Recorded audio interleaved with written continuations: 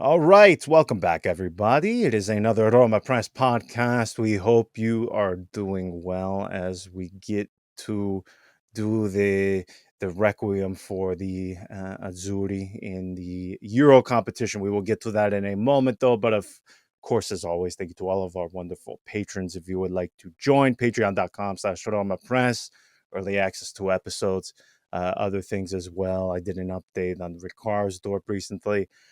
And you also get to join the group chat where you can overreact about every single transfer rumor that comes out with everybody else, with all the other sycophants, to simply remind yourself that you are not the only one enveloped and cursed by watching and having to support this club every single day of your life. You can speak about all of the other troubles that the club is bringing to you, even when the season is not going on. Patreon.com/RomaPress, and then at IS on all of the social medias, YouTube, like, subscribe, do that bell thing so you can get reminders. I don't know if people actually do that. Do you do that, Andy? I have. I think there are people who are actually invested Okay, in the well, subscribing act of Okay, it. well, I take that back then. So, subscribe and press that bell thing. I Exactly. I hear everybody do it on every single YouTube video Especially that I especially if watch. you're here because of the Friedkins. If you're an Everton fan, Yes, yes, we got a lot welcome. of those. Surprisingly, our last episode was the most watched episode in the channel's history. It just goes in our very short history. I think we are going on 9 months now, almost. Yeah, Almost a year, and that video just blew up for two whatever well, two reason. yeah, 2023 is when we decided to do a YouTube. Started doing the podcast on a video version of it. Maybe we will. We're still doing like VHS cassette tapes. Maybe we will move to DVD soon. Yeah. Who knows? That's how behind we are. But no, thank you to everyone. Well, first off, it just goes to show you, yeah, power of that Premier League, huh? Incredible. That's the prestige, man. Even a channel as miserable as ours can get its spotlight for just 5 minutes, so we got to be thankful even for those moments. Oh, absolutely, absolutely. We are very grateful, as I mentioned before. We do appreciate all of the support we have gotten. It's been immense. Before we get into all of the Italian national team related items, I just have to do a very quick rant, and I'm going to have to maintain my composure here because, as you know, Andy, last week Roma, they met with the mayor of Rome to discuss the ongoing 20 years long battle that is known as the Stadio della Roma. Okay. And listen, this has been something that at first I was heavily invested. I mean, I was messaging with James Palotta, some of his guys during these meetings about the Stadio della Roma, giving live updates, being Is this it still intrepid called Stadio della Roma? I who don't think so. I don't know. Whatever it is, being this intrepid journalist, messaging sources, knowing how all of these meetings went between the city and the club, and trying to give like live updates. Oh, whether making progress for the Stadio della Roma, it is happening, it is happening, it is happening. And it, after 5 years, it dissipated, and now on year 29 of this storyline, it the wind not only has been taken out of my sail, the boat crashed into rocks and is rotting, okay, at the bottom of the sea. It is difficult for me to get reinvested after having to be just dragged along and absolutely raked over the burning coals from how many different bureaucratic arms in this country, where we've got the actual government with his hand in it. If we want to talk about some of the other groups, as we remember, there were some environmental groups. Kodakons. The consumer protective program. I don't know what the hell that was. They're still operative. Who They're like the yes, and they PTA. yeah, I'm fairly certain they still have me blocked on Twitter because I called them in a country Oh, where I'm the also government blocked.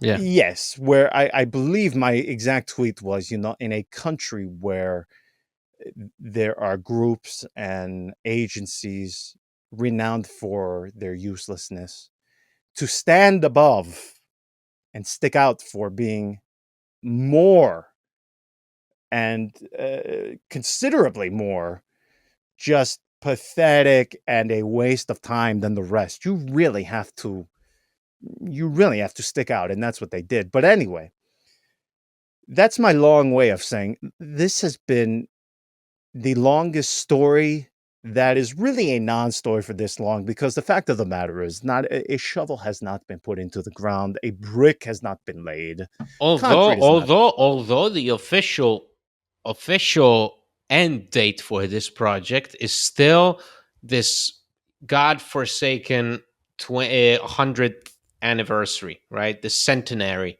of the club, 2027. That's when the stadium is Right. supposed to open.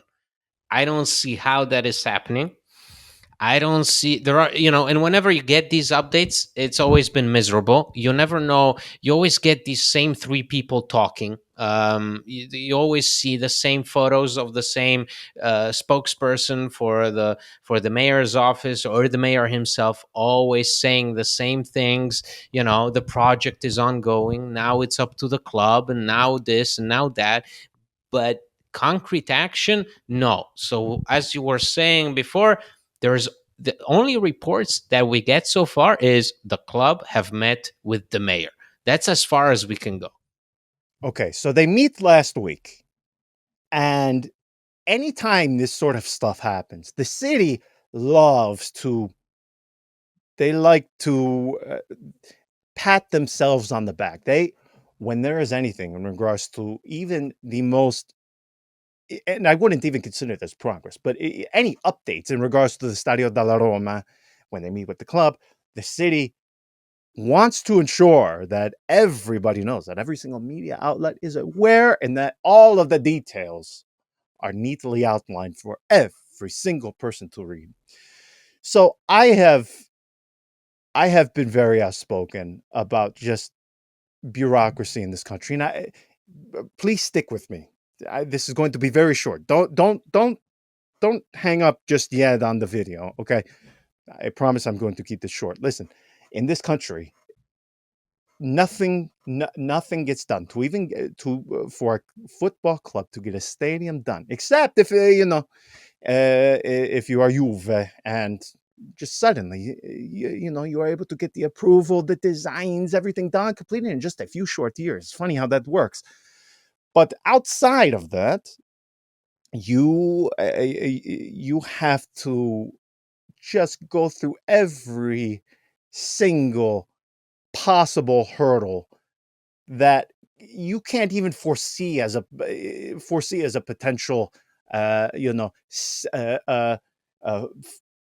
potential trip in the road, like the most nonsensical things come out of nowhere from the most nonsensical groups. Okay, so fine, and that's why it is taking this long.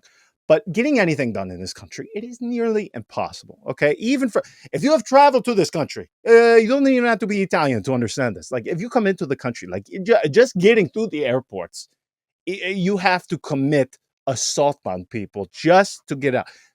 If you've flown into Fiumicino, you know exactly what I'm talking about. So Roma. So fast forward to now, today. So last week, Roma, they'd meet with the city, and all of the Roma websites, including us, they write about it, okay? And you were the one who did this article. Now, like 2 hours after this article comes out, and this is something we are used to here, whether we get officials or executives from Roma, agents, people who are involved in the stories, people that you would think have far better things to do, people making millions.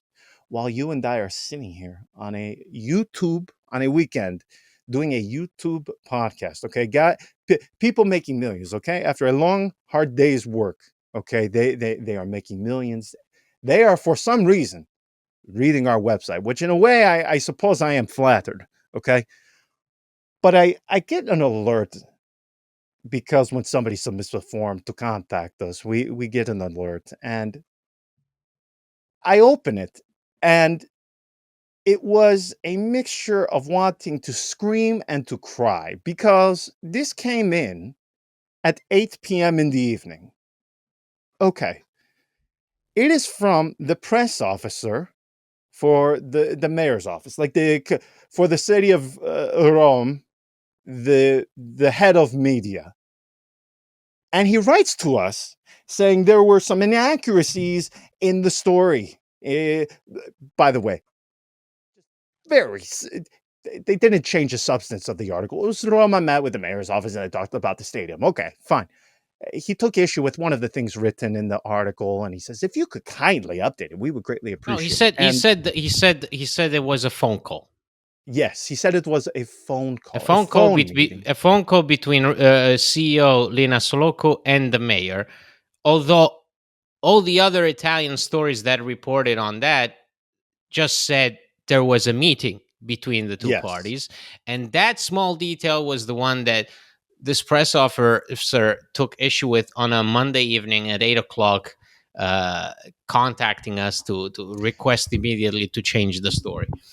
a meeting can be over the phone, it can be face to face, but whatever. But this is where, Andy, I wanted to scream. I wanted to. This guy's like is 60 to 70 years old too, by the way. You have nothing better. You want to know why nothing gets done in this country? Because you have press officers of one of the biggest, most influential, most popular cities in the world looking at RomaPress.net at 8 p.m. on a Monday. What are you doing? Yeah, What are you doing? yeah. You're 65 years old. It's 8 p.m. It's a Monday.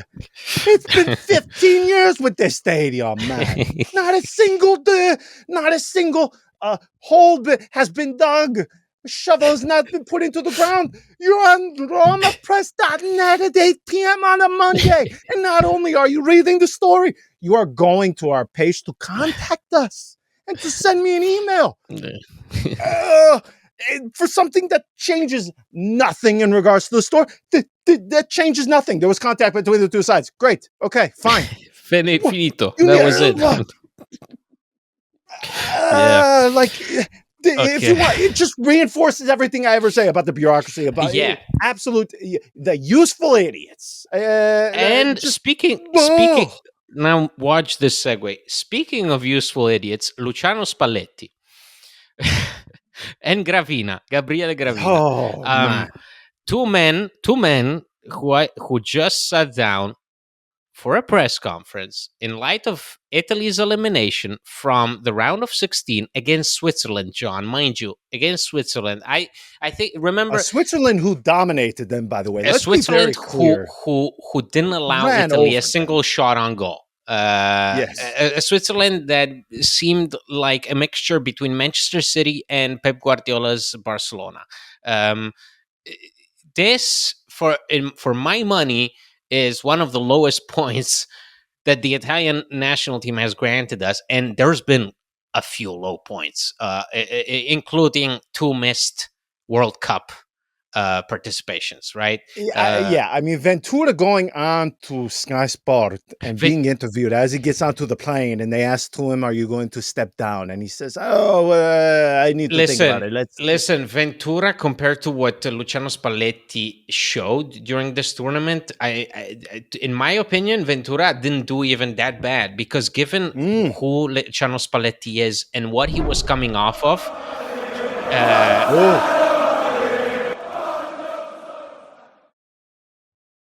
wow. Well, that came out of nowhere. that My came out of nowhere. apologies. We'll work with that. Yeah, I I have to think this. fire the director. I think this was just the universe telling us to move on from stuff that doesn't directly concern Roma, but it does, because what the Italian national team showed was how the system in Italy, in Serie A, works. And Mm, what happened to Italy is, I think, one of the many manifestations of why Italian clubs are good. And actually, in recent years, if you look at the UEFA rankings, they keep climbing. The likes of Roma, Inter, they keep climbing. Napoli with Spalletti were playing some of the best football in Europe in that particular year.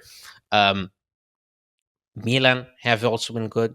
Juve are gonna get back into the Champions League, and yet something was so emblematic about this national team this year and how they were not a team. And I mm, mean, the talent that was there was not even good enough to break through Switzerland, which doesn't mean that the listen. I really don't think that here's the thing: the squad at Roberto Mancini's disposal when Italy won the Euro in 2020, in 2021, I don't think was that much better than what we had no, tonight, no. rather last night. But it was much more cohesive group. It was much more reminiscent of that cohesion and sense of team spirit that we had at Euro 2016, when Antonio Conte led Italy with the likes of Paolo Giaccherini, Pelé, and Simone Zaza and Eder. Um, this year, Italy could have done a lot better if they had some humility. But as always with things in Italy, there's very little humility. So a guy like Spalletti wins a Scudetto, and all of a sudden he's the new maestro. You know, Mm, someone like Gabriele Garavina gets his hands on a coach of Spalletti's caliber, and all of a sudden, he doesn't feel like there is anything wrong. So these two buffoons go on to speak to the media and say, there's nothing wrong. Yes, we've made mistakes, but we're not gonna resign, without understanding that there's fundamentally something flawed within the system that produced such scarce talent. I mean, the talent is there in the youth teams for Italy are some of the best teams in Europe.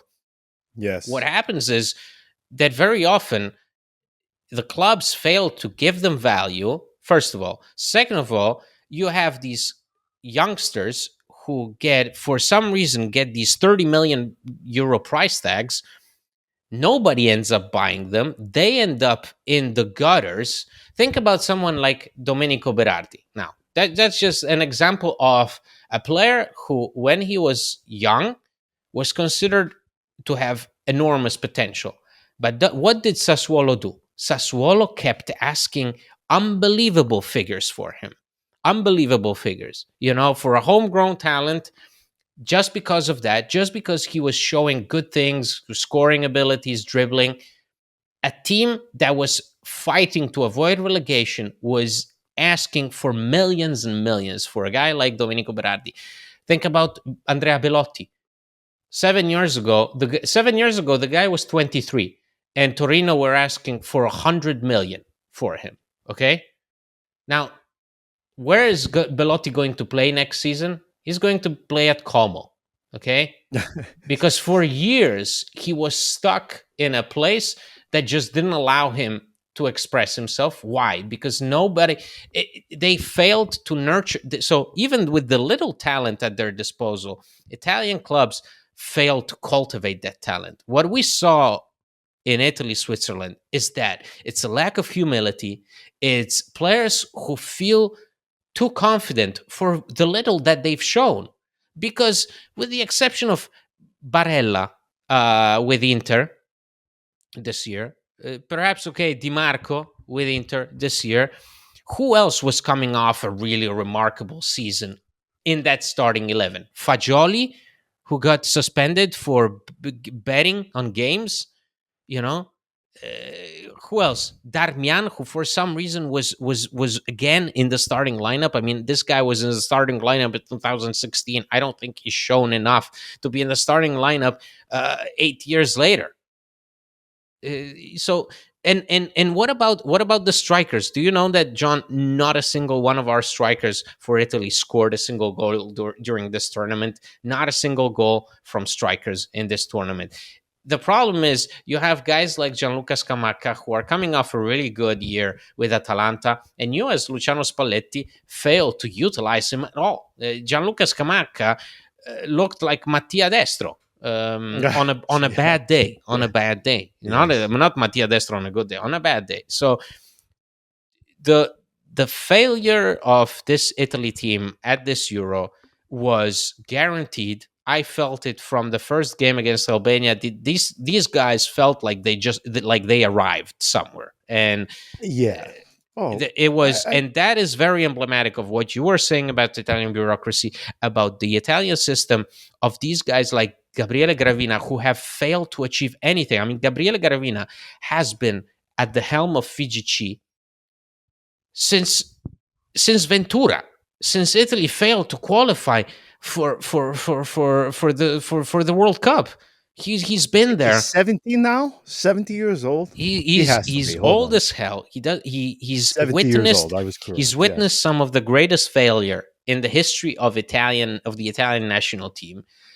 Luciano Spalletti, with the choices that he made, even something as simple as calling up Fagioli, a guy who hasn't played a single game in 10 months, and refusing to call up other players. I'm not saying, for example, that Manuel Locatelli is a better player than Fagioli, but Manuel Locatelli played actually played football this season.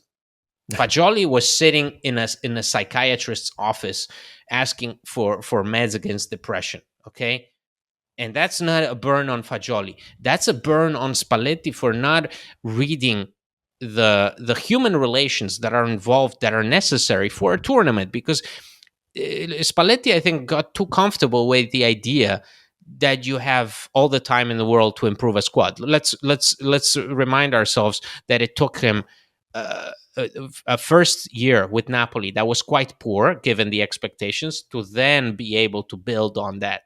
With the national team, you don't have that. National team, you have what, maybe in total a month and a half of training with all the international breaks. That's about it, and then you have a month of tournament. So you probably coach for about 2.5 months in the year, if anything. So that's that's a failure. That's a failure to read that for a tournament, you need everybody to be on board. I never got the impression that these players were on board with each other. They deserve to go out. And it's very emblematic of a system that is flawed and that will be flawed if the people that are in charge of it do not realize their mistakes and actually accept defeat and step down. Well, absolutely. And I have always maintained when it comes to international football in general, when it comes to the manager, you need a very particular personality, in my opinion. One who is balanced, one who is steady, which are the exact opposite, those two things, in my opinion, the exact opposite of Luciano Spalletti. You, I've always likened him to the crazy aunt that everyone has. Yeah, the one who is into like astrology. She's like he's like Janice from The Sopranos. Into Reiki, into astrology, sort of like this new age sort of stuff. Kind of obviously when when you're younger, really fun to be around the one who will let you get away with some things. It's fun to have that guy. Yeah, yeah. I can be around someone like that. Love that.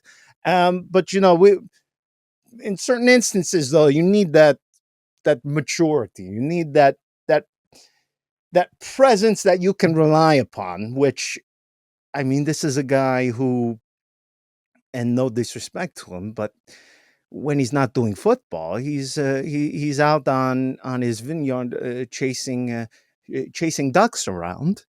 Which again, if more power to anybody who enjoys to do that in their spare time. But this guy is he is not the balanced figure, in my opinion, when it comes to international football that will allow you or give to you success. Like somebody who has that, even though he does complain and moan and whine too much, is Conte. I mean, I mean, you mentioned some of the things we all remember what he did in that Euro of 2016. I mean, guys, in all other instances, forget the Italian national team. I mean, some of them may be in Serie B. No, some of them finished in China. Some of them disappeared off of football. Simone Zaza is unemployed. Pelé went to Yes. China right after. Eder is in Brazil. I don't know, smuggling drugs. So What? Giaccherini, He's not Giaccherini, still playing. Be Gi- serious. There's no way he still plays. Gia- What? Giaccherini was what? He went to Napoli right after and probably made like Yes. 2 appearances for them and then retired from the sport. So that was, but the cohesion of the team and also the solidity at the back, Conte's understanding of what a tournament needs, is kind of the same thing that we saw. Conte was a leader. Roberto Mancini and the staff that he picked, they were friends, and they understood that because you had Gianluca Vialli, you had Daniele De Rossi, guys who knew how to be close to the team, how to inspire them. I don't understand what went wrong with Spalletti. I don't know what the hell went into his head when he even accepted this, because So I just bizarre. don't see how you go from winning the Scudetto with Napoli, a process that took you quite a bit of time, that you know fully well did not come easy, and then try to replicate that with Italy on the basis of, yeah, let's see, let's have these guys play a 4-3-3, even though, I mean, think about it. Yes. The All of them play three at the back three, systems. all of them play at three at the back.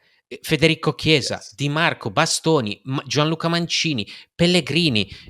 Pellegrini is a left winger to I open the mean, come tournament. on, like, It's you know what I'm bizarre. saying. That's the thing, is there was so much uh, misplaced confidence for some reason, for some unknown reason. It felt like we were watching an Italy that has just won the Euro, but it's been 3 years. It felt like they owned the place without actually having the play, the football to back it up, to back this false sense of confidence. Um, for some reason, they every time they walked on the pitch in these 4 games that they played in the Euro, you felt like you were watching a team so assured of itself, so assured of its individual qualities, that it forgot to be a team. And that's, if there is one thing you cannot do in a tournament, it's that, to not be a team. We've seen that backfire with Italy. We've seen that help other teams, such as Portugal in 2016, such as Georgia now, who have been playing Yeah. out of their minds because they've been a team. So, or Spain, who have unbelievable quality, sure, but there is a cohesion about them that wasn't there in previous years. Finally, Spain, finally they're back to playing like a team, even though they have the likes of Dani Carvajal, they have Morata, these experienced veterans who've been there for years. They play fresh. They play like a team that understands each other. Where was this from Italy? Yeah, it is very confusing. They say he's going to remain. They have to support him, the usual nonsense. But trying to fight against it, it seems like a losing battle. All we can do is complain, as we always do. But let's move on. The Roma stuff now. I can't believe we spent almost half an hour between Italian bureaucracy and the Italian national team. That is far too much. Oof. Okay. Transfer market stuff. I'm going to throw onto the screen now. And for those of you listening, it's just sort of a reminder as to how, when we talk about, when people say profit and loss when it comes to the transfer market, it always seems to be the football manager or the FIFA 24 equation of it is, 5 years ago or 3 years ago or 3 seasons ago, you paid 10 million for a player. Now you're selling him for 9, so you lost 1 million. No, it's not how it works. So we're going to throw it up on the screen now as just a very simple guide or a simple reminder as to what we mean when we say plusvalenza, capital gain, minusvalenza, capital loss. Easy to remember, just the transfer fee, then you divide it over the contract length. And when we talk about the amortization, what they amortize over on an annual basis. These are the things we are talking about. So, in case in a couple of weeks from here, you hear us speaking of a certain transfer and analyzing it from an amortization point of view, we will keep this. We'll use this image a few times throughout the summer as a reminder, but just to keep everyone on the same pages as when it comes to the capital gains, capital loss. I don't want anybody to be lost when we use these words and when we use plusvalenza. But having said that, Andy, let's let's start with the one that is a very weird story because A, nobody would have ever envisioned Roma being linked with this player to begin with. And B, you have a very distinct split between, well, I should just say one person when it comes to this story, which is Gianluca Di Marzio, when it comes to Varane, and his insistence that Roma are not just interested, but they are engaged in negotiation with them. They want to bring him to the club, and then you have Roma, which they they have said the exact same thing to me. You have Roma. You also have good friend Fabrizio Romano, and I think a couple of other outlets have said the exact same thing. But everybody's just getting it from Roma, which again they have said the exact same thing to everybody. They are saying no, no, no, no, no, no, no, no. He does not have the profile. He does not fit the approach we are trying to take in the market, which you would think is the right path. Like if you were in the fork of the road, if you had to believe one of these two paths, Andy, either what Roma is telling to us or what Di Marzio is saying. And by the way, he has been very staunch in this, which I find very interesting. That he hasn't wavered in his belief on this. So something has to give. I always warn people that I take very I put very little into what anybody, whether it be club, player, manager, what they say publicly. It means nothing. It means nothing. However, I mean, it's not as if I put the exact quotation of the media manager of Roma, like I published it onto the website. They just said no, we're not interested. So it's not as if this was an on or versus off the record sort of issue. But it is interesting because one storyline similar to this that I remember involving Di Marzio was when Pep, when he was going, I believe he was the one who broke Pep going to Bayern after he had left Barcelona. And he was one of the earliest to say that he is going to the German side. That's what's going to happen. And even when people said, no, that's not going to happen, Di Marzio remained staunch, and it obviously ended up being the case. So part of me says, well, he's done it before, so perhaps everyone will have egg on their face. But Andy, I mean, if we were going by just what we believe here and what Roma are saying to us, what Daniele De Rossi has been saying, Varane, that No, it wouldn't make doesn't. It sense, doesn't. right? It doesn't fit. It doesn't fit. Just like in my opinion, even though there is some confirmation about that with Mats Hummels, although there hasn't been any updates so far about that, I think I think these stories go against Roma's entire philosophy this summer. Roma are even unlikely to continue with Diego Llorente, for example, because the guy is nearing 30. Um, and Roma just don't feel like investing what 5 million, which is what Leeds United are asking for Llorente for it to become a permanent deal. Roma don't find that interesting right now, even though some months ago they would have probably gone for it. Now with Ghisolfi in charge, clearly there have been some discussions ongoing, because you can see how the objectives have shifted. You know how exactly at the beginning of the transfer, well, at the end of the season, we heard a lot about, for example, Roma prioritizing Diego Llorente's stay. Well, that's off the agenda right now.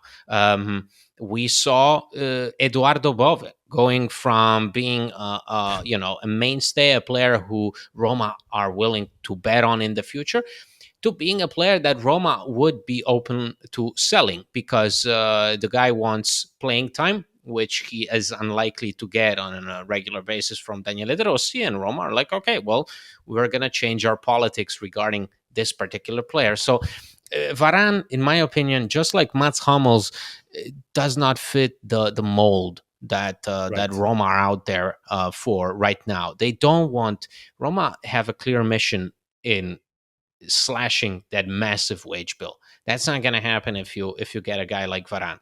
It's not going to happen if you get a guy like Hummels, unless the player asks for a reduced salary on a 1 year deal, which is unlikely when you deal with these free agents right now. They always want 2 years, and they will never go below, say, 3 million. Yeah. I do not think Roma want to replace someone like Chris Smalling, which whom they're trying to replace, with a guy who earns exactly the same amount of money and is the same age.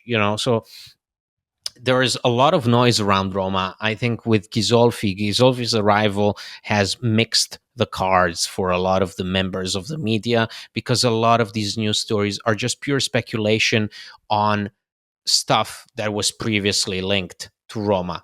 And all of a sudden, there's all these players emerging from Ligue 1 just because Ghisolfi comes from Ligue 1. And so apparently we're tracking basically every player from France. That's, well, even though we're tracking Enzo Lefebvre, who is supposedly close to Roma, that doesn't mean that we'll be signing the entirety of France with Ghisolfi at the helm. So what's fascinating to me is exactly that there has been this drastic shift in focus. Mm. Roma went from targeting a certain profile of players to a completely different one. Right now, it seems like Roma want to prioritize players who are under 25 years of age, players who have, a high potential, players who can be sold in the future and that you're not stuck with. Players who do not are not coming off a free agent situation like Houssem Aouar. I think that's a player, for example, whom Roma would not have signed in this particular transfer window, unlike they did a year ago, where it seemed like it was a no-brainer. I think a player like Aouar, someone who's a free agent and who hasn't played in a year, wouldn't have signed with Roma at this moment in time, because the tide has shifted and Roma are heading in a different direction.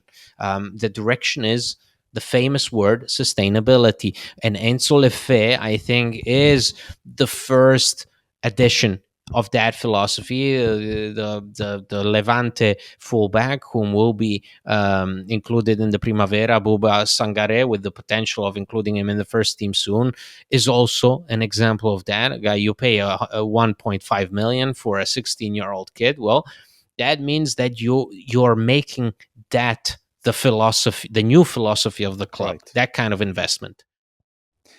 Yeah. The names like Hummels, Varane, it never. I just don't understand what you're clearly by signing those two guys. If Roma were to move forward with those two, which I do not think they are going to do, it is such a mixed signal. It is as if you don't know which path you want to take, because then if you go that path, it's like, okay, well, then why not try to bring back Romelu Lukaku? I mean, if this was the path you were going to take, where you're going to give, by the way, huge wages to those guys too.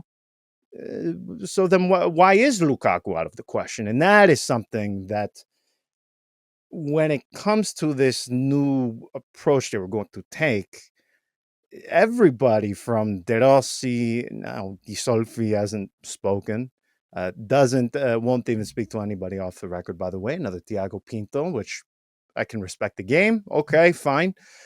I I was not buying into it, and I still don't.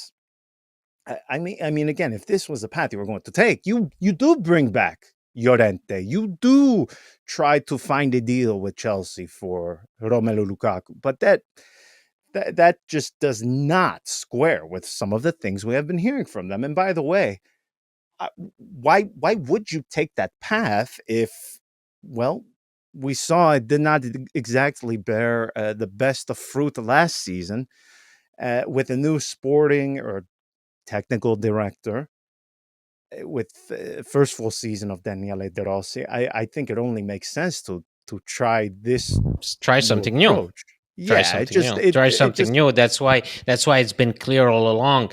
Spinazzola is not going to stay. Rui Patricio right. not going to stay, because there is that need. There is that need for something new, something that is in line with with the person in charge. You cannot, you have to, exactly. It's kind of like that whole Italy situation. You have to model the team with regards to the coach. The coach, like Luciano Spalletti, who just throws his idea out there, ignoring the players that he has at his disposal. Exactly what Roma do not want to do with De Rossi. They know they have to support him. Ghisolfi knows that his task is, first off, to slash the wage bill. Second of all, rejuvenate the squad, and third of all, get players who are functional with De Rossi's ideas. Because what we've learned from the Mourinho Tiago Pinto experiment is that in order to respect financial fair play, some compromises had to be made, and those compromises were not in line with what the manager considered functional to his taste. That's why so many of the players that you got, in the end, they didn't work out under the Mourinho regime, because they were not functional to his style of playing. That's why you bring in a guy like Leandro Paredes, who is completely ineffective under Jose Mourinho, but looks great under Daniele De Rossi. And you want Exactly. more of that. And so if people are getting stressed out that, hey, it's the 30th of June and we still haven't signed anybody, it's because you have to pick your targets, and you have to pick them carefully.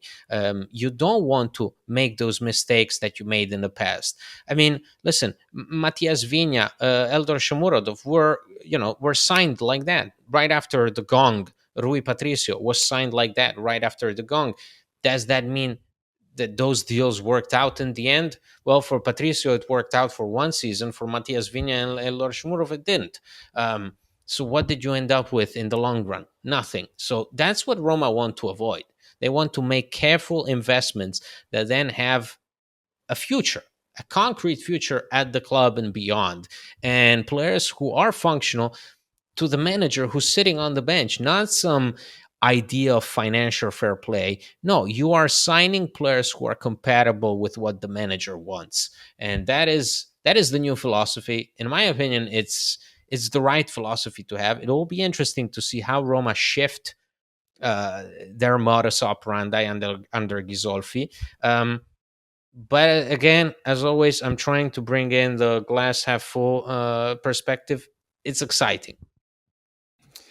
Yes, it's a new approach. It is exciting, something different. And again, let's just see what happens. We have underwhelmed in recent seasons. There's no reason to be down about it now or not have any confidence, because again, it's they didn't live up to it in previous seasons, doing what we wanted. So let's try this, a new path. All right, we will leave it there. We will return in 1 week, and then the transfer market is on. So we will return to 2 episodes per week following that. So until next time, ciao.